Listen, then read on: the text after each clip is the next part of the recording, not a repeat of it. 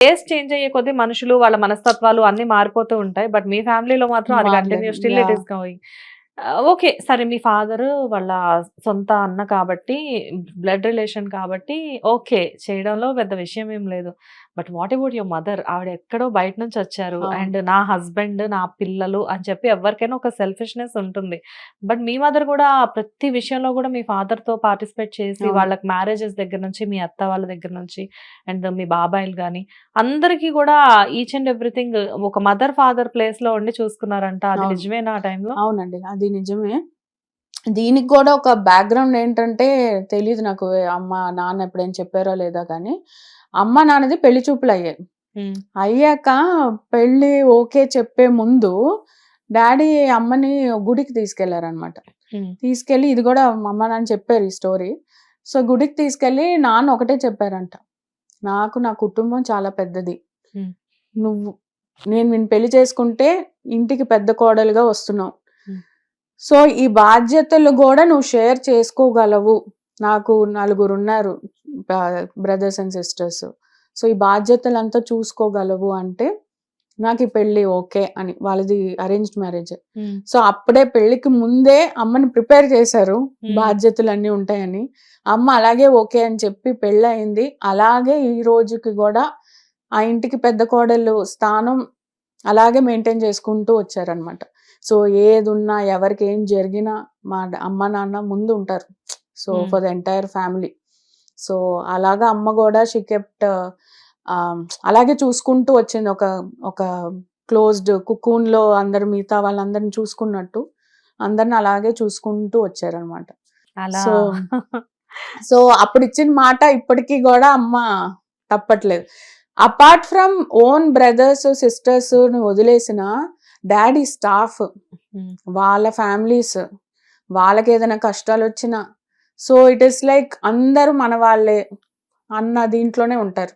ఈ రోజుకి మొన్న కూడా ఎవరికైనా ఇబ్బంది అయితే ఫస్ట్ అమ్మ నాన్నే ఉంటారు. సో పెళ్ళిళ్ళు అయినా వాళ్ళ ఇంట్లో స్టాఫ్ వాళ్ళ పిల్లలు కానీ వాళ్ళకి ఏదైనా ఇబ్బంది ఉంది కానీ ఇంటి అన్ని చూసుకుంటారు అనమాట. సో అలాగా వాళ్ళిద్దరూ ఆ అండర్స్టాండింగ్ ఉంది. అలా దొరకడం నిజంగా ఎంత అదృష్టం. మేడ్ ఫర్ ఈచ్ అదర్ అన్నట్టు. అంటే అన్ని రకాలుగా షేర్ చేసుకోవడం అనేది చాలా లక్కీ. అది అందరికీ అంత అండర్స్టాండింగ్ కుదరదు. మేబీ బిఫోర్ మ్యారేజ్ ఒక కమిట్మెంట్ ప్రకారం ఏదో ఇప్పుడు ఏదో అన్నారులే పెళ్ళాక చేంజ్ చేసుకోవచ్చు అని ఆలోచించే వాళ్ళు ఎంతో మంది ఉంటారు. మేబీ లేడీస్ అయినా జెంట్స్ అయినా. కానీ అమ్మ ఇచ్చిన మాట కట్టుబడి ఎన్ని సంవత్సరాలు అవుతుంది వాళ్ళ మ్యారేజ్? ఆల్మోస్ట్ ఒక 30 years అవుతుందా? ఆదికి లేదండి, ఇంకా ఎక్కువే. 1 year లో ఆది పుట్టాడు. సో ఇప్పుడు ఆదికి ఆల్మోస్ట్ మా వాడు ఏజ్ రివీల్ చేసిన ఆది గారు నాకు సంబంధం లేదండి. సరే 30 years. నేను అదే క్యూరియస్ గా చూస్తున్నాను ఇవిడేదో చెప్తున్నారు అని. ఇప్పుడు ఆ ఇంటర్వ్యూ చూసి నన్ను అంటాడు ఇంకా నా ఏజ్ ఎందుకు చెప్పావని. ఆది గారు ఇక్కడ నా ప్రమేయం 30 years అనుకుందాం. సరే సో 30+ ఇప్పుడు ఆల్మోస్ట్. అయినా ఇన్ని సంవత్సరాలు కూడా అలానే మెయింటైన్ చేయడం చాలా పెద్ద విషయం అది.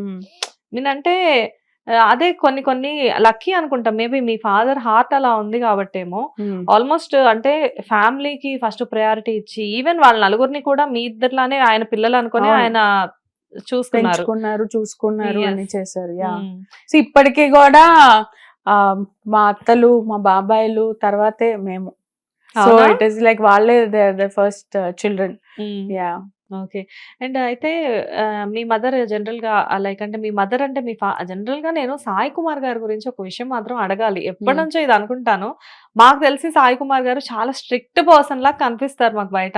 ఈయన అసలు ఇంట్లో అందరితో కామెడీగా ఉంటారా, కొంచెమైనా మాట్లాడతారా అలా అనిపిస్తూ ఉంటుంది.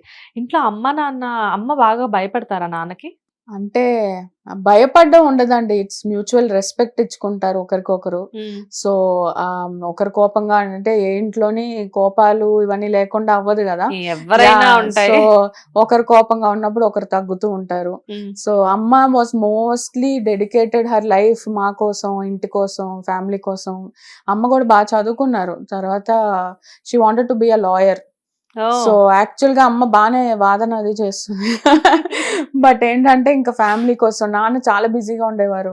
సో ఇంకా మా కోసం మొత్తం కెరియర్ ఏమి పెద్ద పర్స్యూ చేయలేదు. So she has dedicated her life to అస్.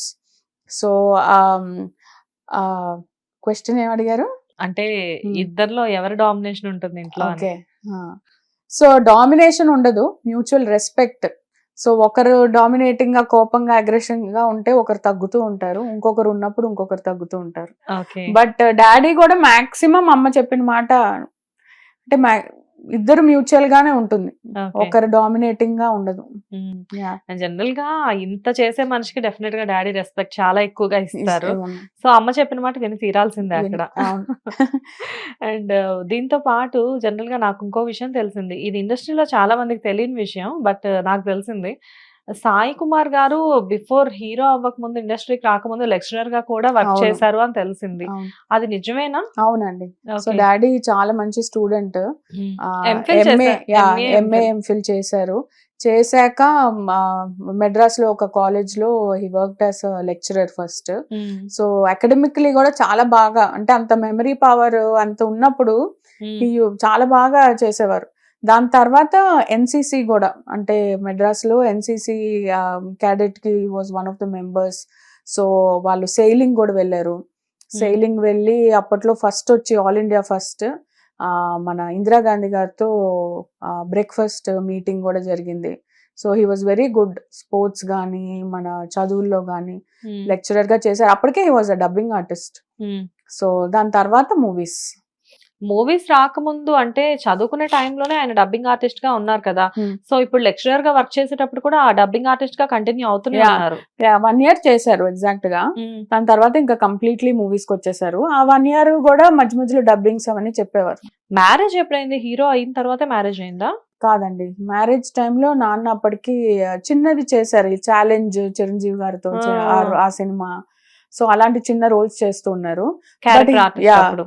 ఆ హీరో అప్పుడు నాటకాలు కూడా కొన్ని చేశారు, స్టేజ్ అన్ని. దాని తర్వాత పెళ్ళి అయ్యాకనే ప్రాపర్ హీరోగా లాంచ్ అయ్యారు. ఫస్ట్